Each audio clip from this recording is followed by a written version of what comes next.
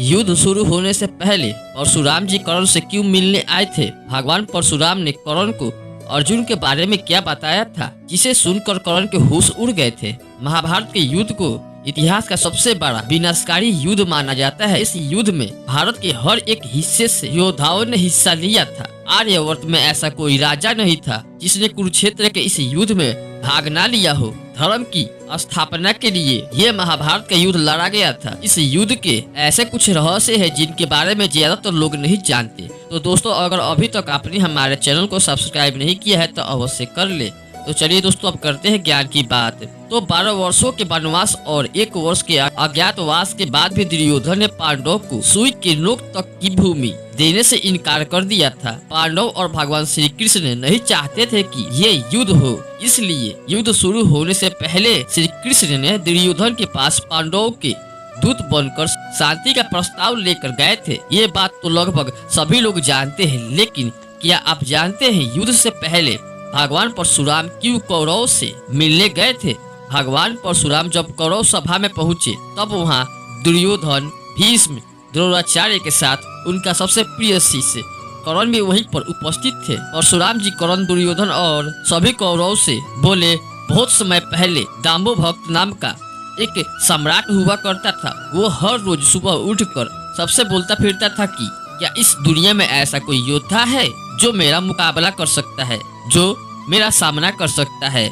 इस सम्राट को अपने बल का बहुत अहंकार था। जब विद्वानों ने देखा तब उन्होंने दाम्बो भक्त को अपने इस अहंकार को त्यागने के लिए कहा, लेकिन समय के साथ साथ दाम्बो भक्त का अहंकार बढ़ता गया। उनका ये स्वभाव देखकर ऋषियों को बड़ा क्रोध आया। वो दाम्बो भक्त से इस प्रकार बोले, इस पृथ्वी पर ऐसे 2 मनुष्य हैं जिनका सामना तुम कभी भी नहीं कर पाओगे। दाम्बो भक्त, इसलिए तुम अपने इस अहंकार को त्याग दो। ऋषियों की इस बात को सुनकर दाम्बो भक्त बहुत ही क्रोधित हो उठा। उसने ऋषियों से पूछा, कौन है वो, उनके नाम क्या है और उन्होंने क्या कर्म किए हैं? तब ऋषियों ने कहा, राजन, उनका नाम नर और नारायण है। वो दोनों तपस्वी है, लेकिन अब वो मनुष्य लोक में आए हैं। अगर तुम्हें अपने बल का इतना ही घमंड है तो तुम उनसे युद्ध करो। ये दोनों गंधमन पर्वत पर गहरी तपस्या में लीन है। तब दाम्बो भक्त एक विशाल सेना को लेकर नर और नारायण के पास पहुँचे। दाम्बो भक्त ने देखा कि तप करते करते नर और नारायण का शरीर बहुत ही कमजोर हो गया है। उन्हें देखकर दाम्बो भक्त ने सोचा कि ये तपस्वी कैसे मेरा मुकाबला कर पाएंगे। ये सोचकर दाम्बो भक्त मन ही मन हंसने लगा। उसने नर और नारायण से कहा कि उसने अकेले पूरे पृथ्वी को जीत लिया है। आज तक कोई भी मुझे युद्ध में परास्त नहीं कर सका है। अब वो नर और नारायण के साथ युद्ध करना चाहते हैं। दाम्बो भक्त की बात सुनकर नर और नारायण ने कहा, हमारे इस आश्रम में क्रोध और लोभ का कोई स्थान नहीं है, इसलिए यहाँ किसी भी प्रकार का युद्ध नहीं हो सकता। इसलिए दुनिया में बहुत सारे क्षत्रिय हैं, इसलिए आप कहीं और जाइए और किसी दूसरे से युद्ध कीजिए।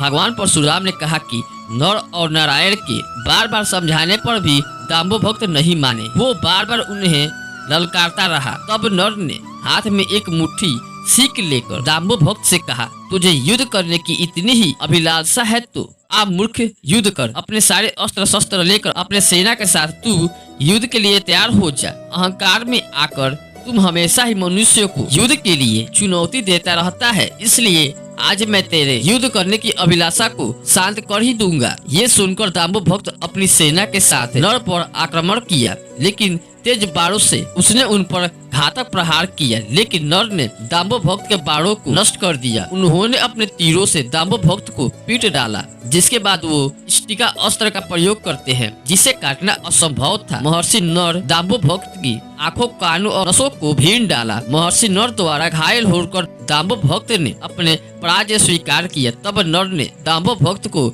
जीवन दान दे दिया और उसे अपना अहंकार त्यागने के लिए कहा। इस तरह महर्षि नर ने शक्तिशाली दाम्बो भक्त को परास्त किया था। नर के भाई नारायण ने उनके भी श्रेष्ठ हैं। इस काल में नर और नारायण आज के अर्जुन और श्री कृष्ण ही हैं। जब तक श्री कृष्ण अर्जुन के साथ है तब तक किसी भी तरह से उन्हें परास्त नहीं किया जा सकता। इसलिए कर्ण, अपने शस्त्र उठाने से पहले ही तुम अपना अभिमान त्याग दो और अर्जुन से मिल जाओ। तीनों लोकों के स्वामी श्री कृष्ण जी अर्जुन के सहायक हैं, तो उस अर्जुन को युद्ध में परास्त करना असंभव होगा। अर्जुन को जीतने का साहस कोई नहीं कर सकता। अर्जुन में अनगिनत गुण है और भगवान श्री कृष्ण तो उनसे भी श्रेष्ठ है। तुम तो अर्जुन के बल से भली भांति परिचित हो, इसलिए दुर्योधन तुम पांडवों से संधि कर लो।